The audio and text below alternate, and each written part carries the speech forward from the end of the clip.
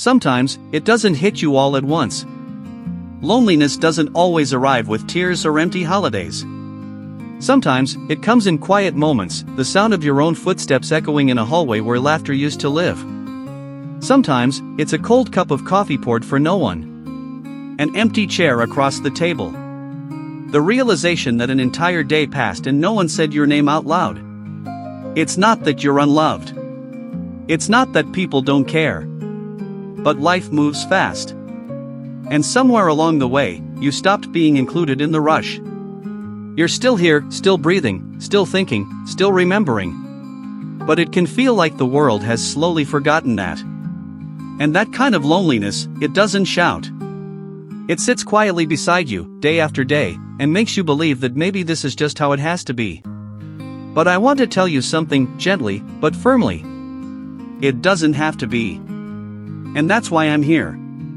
Because there are simple things, small habits, you can do every day that quietly remind you. I still matter. I still belong. And I'm not done yet. They say the way you begin your morning shapes your entire day. And for those of us living with a quieter kind of life, no children racing down hallways, no partner stirring beside us in mornings can feel painfully empty. But what if you could take back your mornings? Not just to fill time, but to gently remind your soul that you're still here, and that each day still holds meaning. The first habit is simple, yet powerful: make your bed, slowly, intentionally. Feel the fabric, smooth the corners, fluff the pillows not for someone else, but for yourself. You are creating order in a world that sometimes feels out of control. You are saying, this is my space. I care about it. I care about me. It might sound silly to some, but there's a quiet dignity in small rituals. They remind you that you are still showing up for life, even if no one is watching. Then, once your room is ready, open the curtains and let the light in. Stand there for a moment, just breathing, while the warmth of morning sun or even the soft gray of a cloudy day touches your face. Light has a way of softening the sadness. It doesn't erase it, but it helps. You are part of this world, and this world still has light for you. And now, make yourself a warm drink, tea, coffee, even just hot water with lemon. Sit by a window if you can. Don't scroll your phone. Don't turn on the news. Just sit, sip, and exist. This is your quiet time, your moment of presence. Let the warmth in your hands remind you that you're still alive. That the day hasn't passed you by yet. You see, these aren't just chores. They are anchors, gentle, grounding habits that pull you back into yourself. They're not for productivity. They're for your soul. Loneliness doesn't vanish in an instant. But when you start your day with care, with light, and with warmth, something begins to shift inside you. You stop bracing against the silence, and start breathing into it. And maybe, just maybe, for a few minutes each morning, you remember, I am here. I am enough. And this day, like me, is still worth showing up for. There's something quietly sacred about putting one foot in front of the other, no destination, no rush, no pressure, just the rhythm of walking. You might think, what difference could a walk possibly make? But you see, it's not just about movement. It's about motion of your heart, your thoughts, your spirit. Because when life slows down, and the house grows quieter than it used to be, staying still too long can start to feel like sinking. A walk, even a short one, is your gentle way of rising again. So go. Lace up your shoes, the old pair by the door will do just fine. Step outside. Let the air greet your face, even if it's chilly or damp or too hot for your liking. Don't wait for perfect weather. The world isn't waiting, either. Start small. Maybe it's just to the end of the driveway, to check the mailbox. Maybe it's once around the block. And maybe, on some days, it's just around your own home. That's okay. The point isn't distance. The point is presence. As you walk, take notice. Not of what's missing, but of what's still here. The neighbor's dog barking through the fence. The cracks in the sidewalk that weren't there last spring. The tree you've passed 100 times, now with new leaves, or no leaves, or perhaps a single stubborn blossom clinging through the season. Let the world remind you that change is still happening, not just around you, but within you. You may pass people. Some might smile. Some might nod. Some may not even look up. But each step you take is an act of saying, I belong in this world, still. I am not invisible. And if you walk alone, talk to yourself. It's not strange, it's soulful. Whisper a memory. Say a prayer. Tell a joke to the sky. Or just breathe and let silence walk with you like an old friend. Silence, when you welcome it, becomes softer. Less like a wall, more like a hand in yours. There may be days when you don't want to go. When your body aches or your heart feels heavy. On those days, go anyway, even if just a few steps. You'll come back with something you didn't have before, the simple proof that you still move, still notice, still live. Because every walk, no matter how short, is your way of saying to the world, I'm still here. And that, in itself, is an act of quiet courage. There's a quiet ache in waiting. Waiting for someone to call. Waiting for someone to knock on the door. Waiting for someone to ask, how are you really doing? And sometimes, that waiting turns into a kind of silent sorrow, the kind that whispers, have they forgotten me? But here's the truth, people don't always forget you out of cruelty or carelessness. Life, especially in today's world, moves fast, too fast. Everyone is rushing somewhere, juggling too much, and sometimes, they just don't realize how long it's been since they last reached out. But that doesn't mean you can't be the one to make the first move. Reaching out first is not weakness. It is strength. It is courage wrapped in kindness. And it is one of the most powerful daily habits you can practice to soften the edges of loneliness. Make it a ritual, just like your morning coffee or your evening prayer. Each day, choose one person. One name. One number in your phone you haven't dialed in a while. One neighbor whose mailbox you pass. One grandchild who may not always reply right away, but still lights up when they finally do. Send a message. Leave a voicemail. Write a letter if you're feeling old-fashioned. It doesn't have to be long. Sometimes, just a simple thinking of you is enough. You may be surprised by how many people are quietly waiting too shy, too busy, or too unsure to make the first move. You reaching out first may not just comfort your heart, it might rescue theirs. Of course, not every message will get a reply. That's part of it too. Sometimes your kindness goes out into the world and echoes for a while before it comes back. But don't let silence discourage you. Love in all its forms is not a transaction. It is a gift. And gifts, once given, always matter. If you worry about being a bother, remember this, the people who love you would never think of you that way. In fact, they may be longing for a sign from you more than you realize. In a world filled with empty distractions, a genuine connection even for 5 minutes can change someone's day. And don't underestimate the power of your voice. You've lived, endured, loved, lost. You have stories, wisdom, humor, and warmth. Reaching out isn't about needing something, it's about sharing something. A memory. A laugh. A quiet moment of understanding. And maybe, just maybe, the person you reach out to needed that connection more than they could admit. Make reaching out part of your rhythm. Put it on your calendar. Write it on a sticky note by your sink. Let it become as normal as brushing your teeth. And each time you do, you're reminding the world and yourself that you still have something to give. Because you do. Loneliness grows in silence, but it fades in conversation, even short, simple ones. So don't wait for the world to knock. Knock first. You never know whose heart you'll open, including your own. It's easy to underestimate the power of small things. A morning cup of tea. Folding the laundry while the radio hums. Watering a plant that only just began to bloom. These aren't glamorous moments. They don't shout. They don't make headlines. But they hold a quiet kind of magic, the kind that can anchor you on days when the world feels distant and hollow. In the face of loneliness, our instinct might be to search for something big, a major change, a new chapter, a bold adventure. But the truth is, healing doesn't always come in dramatic waves. Sometimes, it comes in teaspoons. In patterns. In rhythm. In the act of doing something purposeful, no matter how small, simply because you chose to do it. That's why developing daily routines, the kind that you build gently and personally, can become a lifeline. Not out of obligation. Not to keep busy for the sake of distraction. But to remind yourself, I am still here. I still matter. My actions still shape the world around me. Think of a ritual that belongs to you and you alone. Maybe it's writing one page in a journal every morning, even if you don't think you have much to say.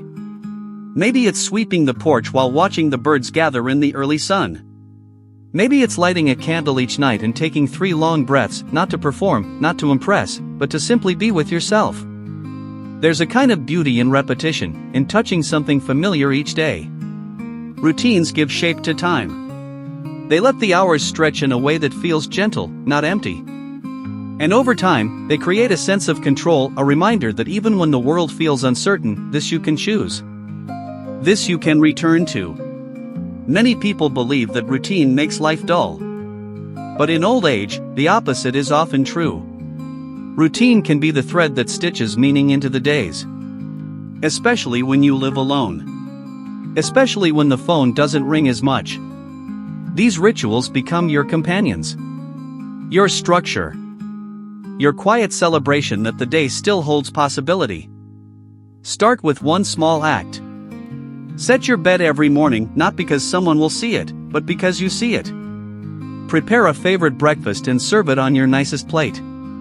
Turn on music while you clean the kitchen. Whisper thank you before each meal.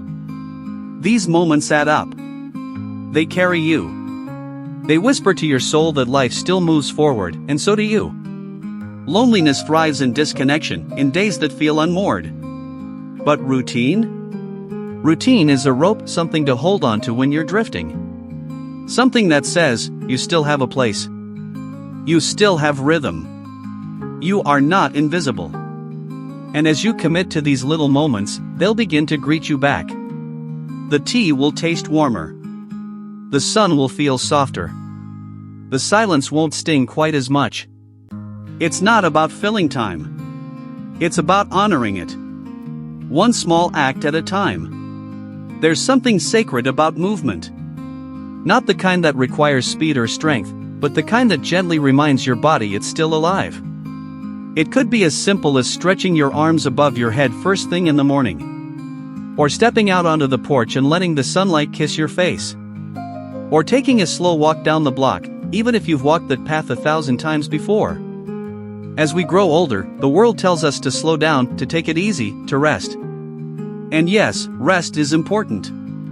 But movement, gentle, loving movement, that's what keeps the spirit awake. That's what keeps loneliness from settling too deep into the bones. Because loneliness doesn't just live in the heart. It shows up in the body too. In stiff joints. In tired muscles. In a breath that gets shorter not from age, but from disuse. But when you move, even a little, something shifts. The fog begins to lift. The breath deepens. And most importantly, you reconnect with yourself not as someone who is fading, but someone who is still here. You don't need a gym or a class or a crowd. Just a space to move. A hallway. A garden. A quiet room with sunlight through the window. Put on a song that brings you joy, maybe something from your younger years, and let it guide you. Swing your arms. Roll your shoulders. Tap your feet. Let your body remember what it feels like to move not with purpose, but with pleasure. Movement also awakens the mind. A simple walk can be a moving meditation. You begin to notice the rustle of leaves, the way the breeze plays with your hair, the sound of a child laughing in the distance. These aren't grand moments. But they remind you, you're not cut off from the world. You're still part of it.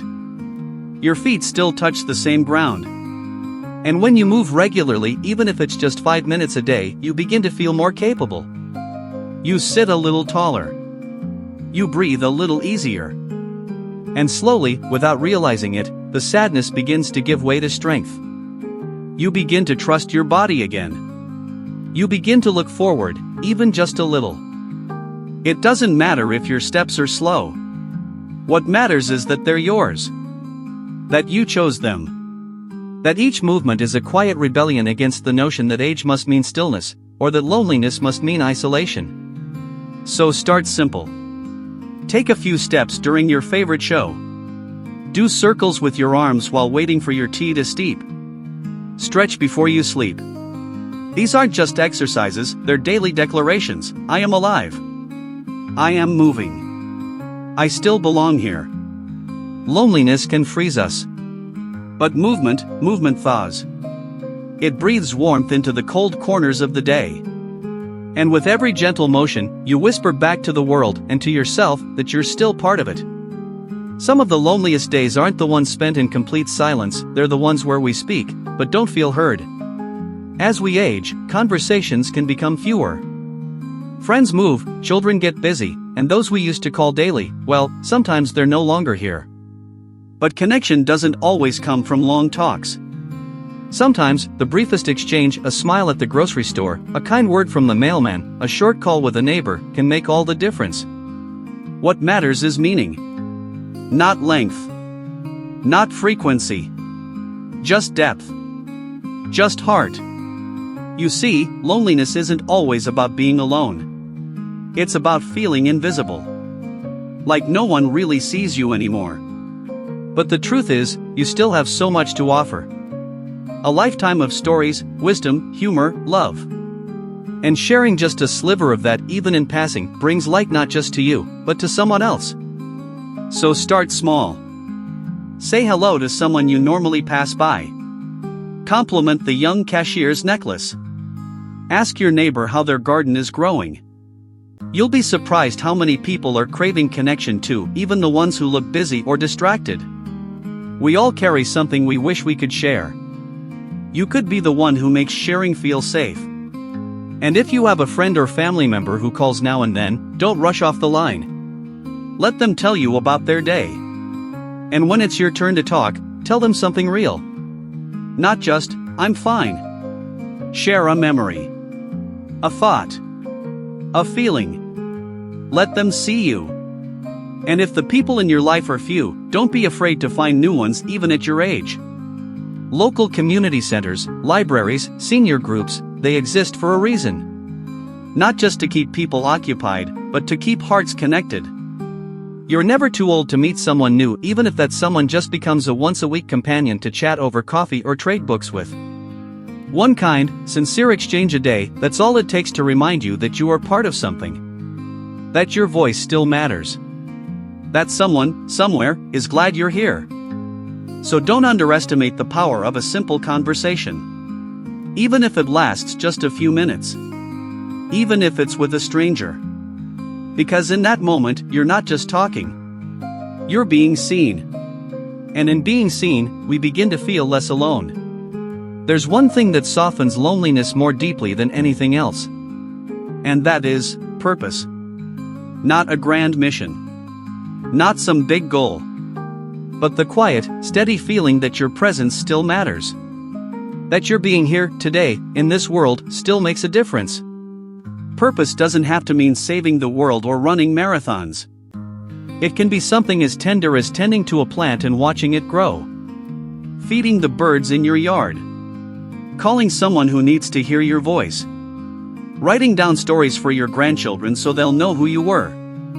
Even just choosing to get up each morning and show kindness to yourself, that, too, is purpose. You see, when we feel useful, we feel alive. We remember that our life still has threads to weave into this world's story. Loneliness fades when we are needed. And you are needed. You always have been. You still are. If you're struggling to find your reason to get out of bed, start small. Ask yourself, who can I bring a smile to today? Maybe it's the woman who bags your groceries. Or the dog that waits by your fence. Maybe it's yourself. And let me remind you, your purpose is not behind you. It's not locked in the past.